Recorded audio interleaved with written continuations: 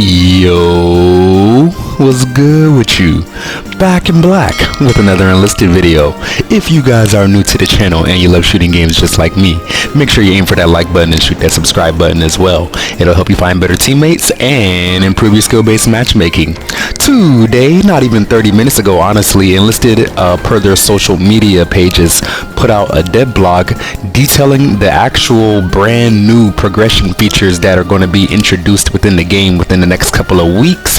And if I do say so myself, these are extremely long awaited and exciting features that have basically been requested since Enlisted has been in beta like over a year or two ago. So now that we are finally seeing these features, I think the majority of the player base will be extremely excited and extremely happy and satisfied with the changes. So let's go ahead and get into the news, shall we? Because progression is indeed the biggest challenge when it comes to Enlisted. So as I initially stated, grinding all the way to level 28 just to use a 50-round magazine Thompson submachine gun is a very long and grueling process, one that many Enlisted players are either too familiar with or saw that the grind was too much and kind of just gave up completely.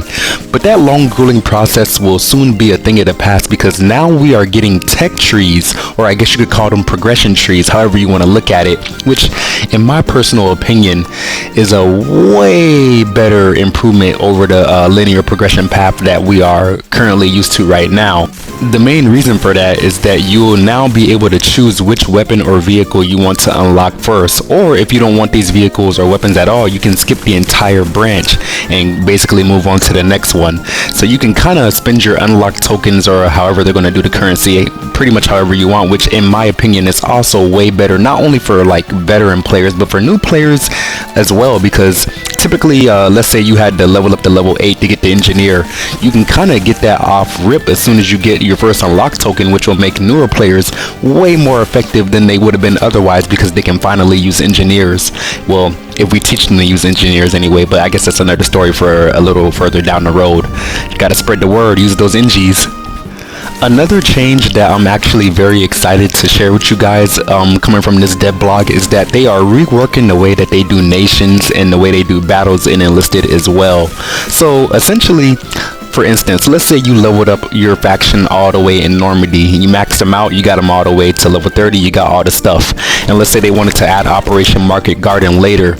Normally you would have to start all the way from scratch if you wanted to play as the Americans or Germans again and level them all the way up again for that new faction. But that is also something that will now be a thing of the past, because essentially what progression you obtain with each nation will be transferred from campaign to campaign, even if it is a brand new one. Amazing news in my personal opinion, because finally, if they add some more African campaigns, or they actually do add Market Garden, I can take my fully leveled up American faction over there and already use my maxed out Thompsons and M1 Garands. So it essentially will be like playing on new maps, but I'll still have all my new weapons and stuff that I worked very hard for in the Normandy campaign, which is a really good feeling, because before, knowing that you did all that hard work in one campaign just to have to come over and do the same thing in a new campaign with the same faction was a little disheartening, I'm not gonna lie. I'm sure essentially that's the reason that I didn't want to play Stalingrad, because you know, it's like I don't want to do that all over again, especially for a campaign that looks so similar to Berlin. But speaking of Berlin and Stalingrad, another thing that you guys should be aware of is that they're pooling all the current campaigns that are currently in the game together. So essentially, when you queue up for a battle, it'll be random which campaign and map you get on, but the faction that you choose will stay you know, essentially on whatever faction you're on. So I guess the best way I could put it is, if we were playing as Germany right now, we could queue up for either Berlin, Stalingrad, or Normandy, but all that stuff that we gathered for Germany would be transferable from each map and campaign to another. So yeah, all that hard work that you're putting in on those factions will finally be way more valuable than it was before, which is a big plus, especially for the game of Enlisted. Oh my god, like, nobody likes the idea of working super hard just for all of that to mean nothing when a new campaign comes out. So this might be on par with or even better than the first change that I was talking about with the tech trees. I really don't know. These are just like amazing changes all around, if I'm being quite frank.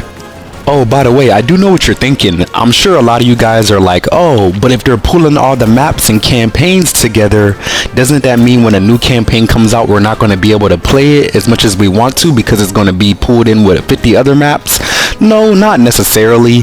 And they've already taken some precautions for that. So kind of like Call of Duty when they release a new map and then they have a 24/7 playlist for that map in particular. Enlisted will do the same thing. Let's say they came out with Operation Market Garden, like I was saying earlier. They would have a whole event centered around that campaign, and they would have a playlist for that campaign as well. So you will be able to experience whatever is new as much as you want to without having to wear yourself out on older campaigns and maps, if that makes any sense. So another W for Enlisted. I really do like these changes that I'm hearing. The next point that they made in this dev blog may be a big deal to some, may not matter much to others. Personally, to me, it doesn't make a huge difference as long as it makes the game more fun to play and makes it easier to matchmake with players.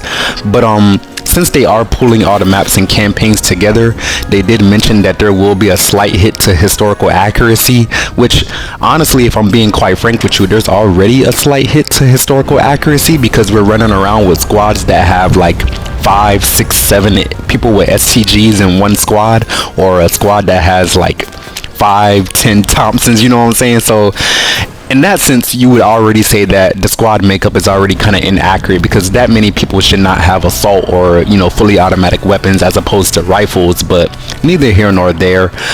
For you historical accuracy purists, I think you guys will understand that this slight hit to historical accuracy might be worth it.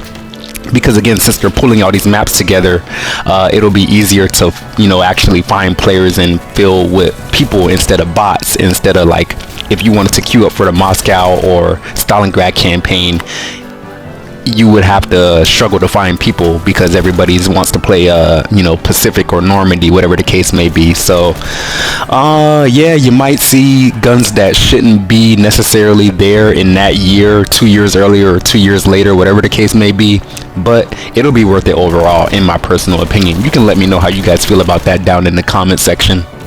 And even if the historical accuracy thing was that deep to you, we still have the option to make custom games and choose specifically which weapons you want in that game. So hopefully that kind of takes off a little more on console. I rarely ever see custom games on PS5 or whatever the case may be. That's another reason I want them to bring in cross progression so I can get on the PC. But again, that's another story for another time. If you're a newer player to Enlisted, this might be the best change that you have heard in your entire tenure playing this game. If you're a little bit more of a veteran like I am, or a little bit more seasoned, this might sound bad on the surface, but I do want you guys to like listen closely and pay attention, because I think this will improve the longevity of the game, and I don't think it's nearly as bad as it will be implemented in other games, if that makes any sense. But essentially what they are doing is they are introducing what they're going to call rating-based matchmaking, which to me, it kind of seems like skill-based matchmaking, but at the same time it kind of doesn't. Essentially what I'm hearing is that newer players, since they don't have as much equipment as people who have been playing the campaign or a certain army for you know, a long period of time, and I'm sure you know how it is. Essentially, you run into people who have squads of people with only bolt action rifles and maybe one submachine gun or one engineer, whatever the case may be, and they are severely disadvantaged in comparison to people who have fully fleshed out squads.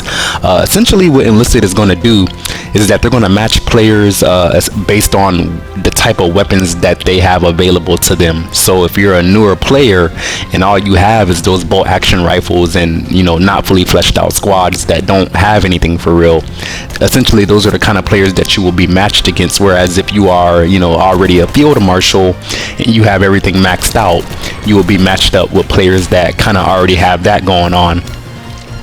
Good thing, in my personal opinion, I guess you could say, because getting stomped as a new player against somebody who has like 8 machine guns in their squad definitely will make you want to get out the game, and I'm sure a lot of people have experienced that. So I guess keeping those players separated from the people who have been playing for, you know, months and months and months or years or whatever the case may be will be better. So not only are they, you know, matching you based on what guns you have available to your army, they will also match you kind of based on your rating as well. The little if you look at your player profile in the top corner under your rank, you will see a player rating. The higher that is, obviously the better you are considered by the game, so that'll basically be a way they match you up. Last little thing they said with this dev blog, and it's been pretty apparent from all the changes that they have been making and that I have been talking about, but essentially they're going to say that there's no wipe. All the progress that we have been making since we've been dedicated players to this game for the whole time up until now, that does still matter to them, and you know, we don't have to start from scratch when they do implement these new progression changes, so that is a good thing. I would be very sick if they did wipe my progress with all my armies. I would probably cry. And yeah, man, other than that, all these changes are literally like A+ all around. I literally have nothing bad to say about anything that I have talked about, and I love it, man. Only thing I really want now is some cross progression so I can get on PC. But let me know what you guys think about the changes down below in the comment section. I'm really happy about that skill tree. I'm sure it'll make it easier for them to implement new guns into the game as well.